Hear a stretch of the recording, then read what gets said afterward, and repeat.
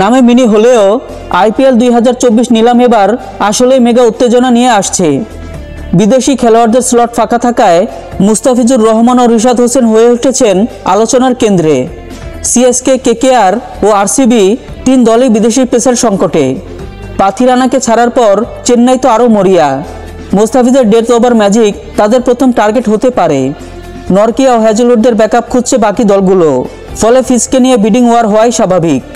Hasaranga জাম্পাদের রিলিজে spin বাজার এখন পুরোই খালি। রাজস্থান ও হায়দ্রাবাদ দুই দলই খুঁজছে একজন কার্যকর লেগ স্পিনার। রিশাদের ধারালো গুগলি লেগ ব্রেক তাদের নজরে পড়ার বড় সুযোগ তৈরি করেছে। সাম্প্রতিক সিরিজে পারফরমেন্স থাকলেই প্রথমবারের মতো আইপিএলে ডেবিউ দেখা যেতে পারে। বিদেশি বোলারদের তুমুল চাহিদা আইপিএল 2024কে মেগা নিলামে পরিণত করেছে, আর সেই সুযোগটাই সবচেয়ে বড় হয়ে আসছে মুস্তাফিজ ও রিশাদের সামনে।